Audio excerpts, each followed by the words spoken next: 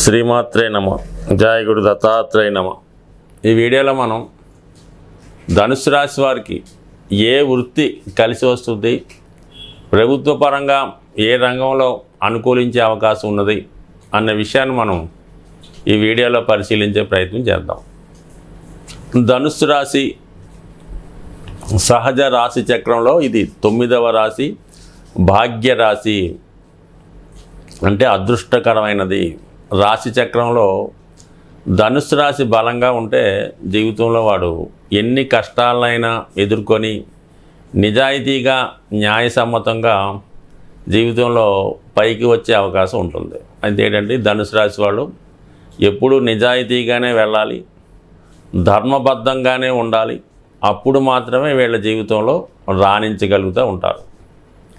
So వృత్తిపరంగా చెప్పాలంటే వీళ్ళకి ఇది 9వ స్థానం అనేది గురుస్థానం కాబట్టి మంచి గురువులుగా రాణించగలుగుతారు. కాబట్టి వీళ్ళు మత ప్రబోధకులుగా, ఫాస్టర్లుగా, అలాగే ఉపాధ్యాయులుగా, గురువులుగా బాగా రాణించగలుగుతూ ఉంటారు. అంటే ఒక సంస్కర్తలుగా, ఫ్రీడమ్ ఫైటర్స్గా, 10 మందిని మంచి మార్గంలో పెట్టేవాళ్ళుగా ఉండే అవకాశం ఉంటుంది. ఒక జర్నలిస్ట్గా ఉండొచ్చు, ఒక ఫ్రీడమ్ ఫైటర్గా ఉండొచ్చు, ఒక సోషల్ రిఫార్మర్గా కూడా ఉండొచ్చు.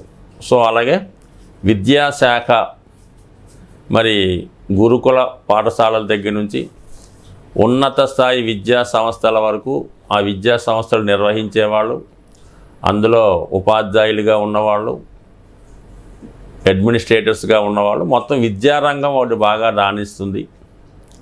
దాని తర్వాత ఎండోమెంట్స్ డిపార్ట్మెంటు ఎక్కువగా టీటీడీ దేవస్థానం, అన్నవరం దేవస్థానం, అలాగే యాదగిరిగుట్ట లాంటి మహాపుణ్యక్షేత్రాలకు సంబంధించినటువంటి డిపార్ట్మెంట్లో అందులో పౌరోహితులుగా, అడ్మినిస్ట్రేటర్లుగా, ధర్మకర్తలుగా వ్యవహరించే అవకాశం ఉంటుంది. మొత్తం మీద ఏంటంటే ఇది ఒక ధర్మానికి సంబంధించింది కాబట్టి మరి ఇటువంటి ఎండోమెంట్స్ డిపార్ట్మెంట్లో అధికారులుగా ఉండే అవకాశం ఉంది.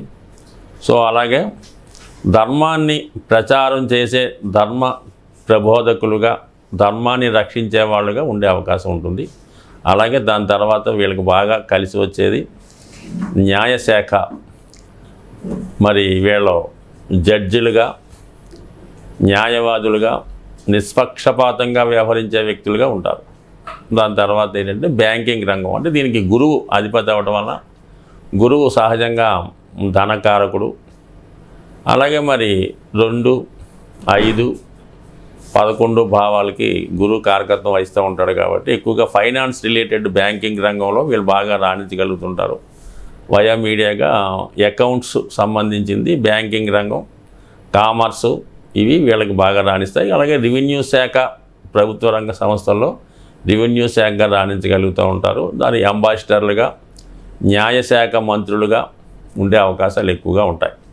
సో ఏదైనా వీళ్ళు ఒక నిజాయితీగా ఉండే వృత్తుల్లో చాలా బాగా రాణించగలుగుతూ ఉంటారు. సో ఇంకా మనకి ముఖ్యంగా చెప్పాలంటే విద్యాశాఖ, ఎండోమెంటు, న్యాయశాఖ ఇవి ఇంపార్టెంటు.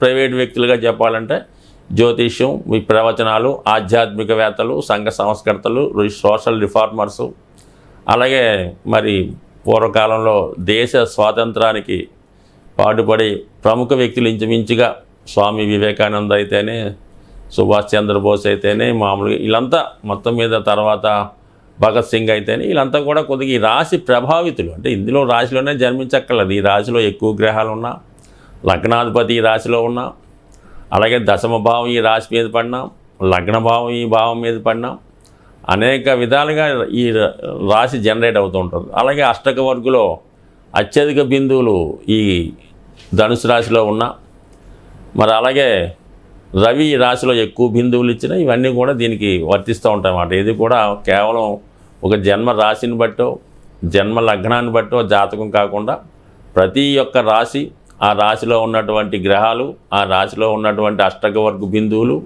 ఆ రాశిని చూసినటువంటి గ్రహాలు అనేక విధాలుగా ఈ వృత్తి నిర్ణయం చేయవలసి ఉంటుంది. మరి ఈ వృత్తి నిర్ణయానికి దశాంశ, నవాంశ ఇవి కూడా పరిశీలించడం జరుగుతుంది. కానీ ఓవరాల్గా మరి శాస్త్రకారులు చెప్పిన దాని ప్రకారం రాశి చక్రంలో బలం ఉంటేనే మిగతాది మనం ఎన్ని చక్రాలు పరిశీలించినా ఎంత చూసినా కూడా ఇందులో మనకి ప్రాప్తం ఉంటే ఇందులో మనకి ఈ భావంలో ఇది ఉంది, ఇది లిఖిస్తే అది జరిగే అవకాశం ఉంటుంది. దానికి ప్రయత్నం చేసుకోవాలి. తక్కువ ఉన్నప్పుడు దాని స్ట్రెంత్ పెంచుకోవాల్సి ఉంటుంది. బట్ ఏదైనా ఈ ధనుసు రాశి వాళ్ళకి ఈ వృత్తులు మనం చెప్పినవి అనుకూలిస్తూ ఉంటాయి. అలాగే మరి చర్చి ఫాదర్స్ అవ్వచ్చు, అలాగే దేవాలయంలో టెంపుల్స్ అవ్వచ్చు, చిన్న చిన్న దేవాలయాలు ధర్మకర్తలు అవ్వచ్చు, ఇవంతా ఉంటుంది. మరి వ్యక్తిగతంగా నక్షత్రాల ప్రకారం ఈ రాశిలో ఉన్నటువంటి నక్షత్రాలు ముఖ్యంగా మూలా నక్షత్రం, అంటే ఇది మూలా నక్షత్రం అమ్మవారు సంబంధించింది కాబట్టి ఎక్కువగా ఈ సరస్వతీదేవి అధిదేవత కానీ, కాళీమాత, నైరుతి అనేటువంటి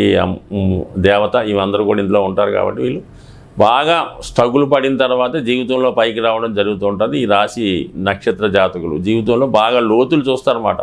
ప్రతిదీ డెప్త్గా ఆలోచిస్తూ ఉంటారు, ఎప్పుడూ బిజీగా ఉంటారు.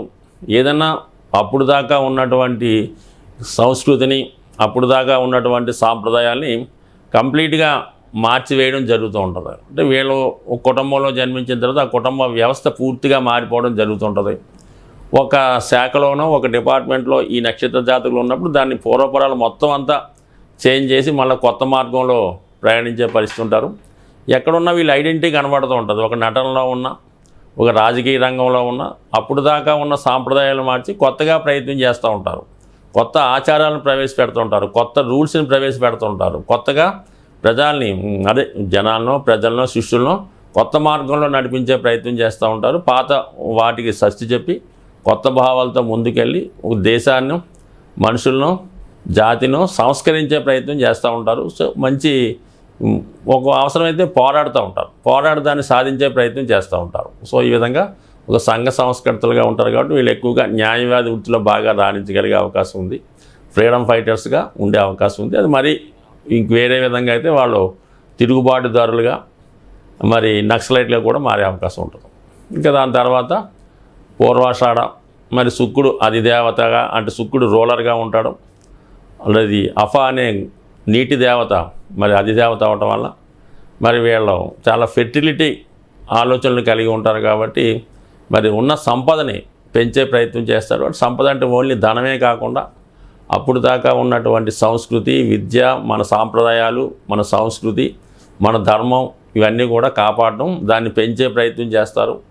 ప్రజల్లో మంచి భావాల్ని పెంపొందించే విధంగా చేస్తారు. నిజాయితీగా ఉండడం, సనాతన సాంప్రదాయాల్ని గౌరవించడం, పెద్దల్ని గౌరవించడం, తల్లిదండ్రుల్ని గౌరవించడం, దానికి సంబంధించినటువంటి వృత్తులు ఎక్కువగా రాణించగలుగుతూ ఉంటాయి. ఈ విద్యాశాఖలో మళ్ళీ రెసిడెన్షియల్ పాఠశాలలు, ఈ విధంగా వీళ్ళు ఏదన్నా 10 మందికి ఉపయోగపడే ఆలోచనలు నిస్వార్థంగా చేసే సంస్థల్లో ఎక్కువగా వీళ్ళు రాణించగలుగుతూ ఉంటారు. దాని తర్వాత వచ్చినటువంటి మూల ఉత్తరాషాఢ, ఈ నక్షత్రం కూడా రవి నక్షత్ర దశానాథుడిగా ఉండడం. మొత్తం మీద ఇది ప్రభుత్వ రంగ సంస్థల్లో ప్రభుత్వ అధికారులుగా, న్యాయవాదులుగా, జడ్జిలుగా ఈ ఒక పాదం ఇందులో ఉంటుంది. కాబట్టి వీళ్ళు ఈ ఉత్తరాషాఢ నక్షత్రం ఈ గురువు కాంబినేషన్లో ఉండడం వల్ల వీళ్ళు వాళ్ళ వంశంలోనే చాలా గొప్పవాళ్ళుగా జన్మిస్తారు. వీళ్ళు పుట్టిన తర్వాత ఆ కుటుంబ వ్యవస్థ పూర్తిగా మారుతుంది. వాళ్ళు కుటుంబానికి, పుట్టిన దేశానికి, పుట్టిన కుటుంబానికి కూడా పేరు తెచ్చుకొచ్చే ప్రయత్నం చేస్తూ ఉంటారు. సో ఏదైనా ధనుసు రాశి వాళ్ళు ఎప్పుడు కూడా నిజాయితీగా వ్యవహరించాలి, న్యాయంగా ధనం సంపాదించాలి అన్నప్పుడే వీళ్ళ జీవితంలో రాణించగలుగుతుంటారు. చిన్న పొరపాటుకి పెద్ద పనిష్మెంట్ రావడం జరుగుతుంటుంది. కాబట్టి ఎప్పుడు కూడా న్యాయ మార్గంలో వెళ్తే వీళ్ళు చాలా జీవితంలో పైకి వచ్చి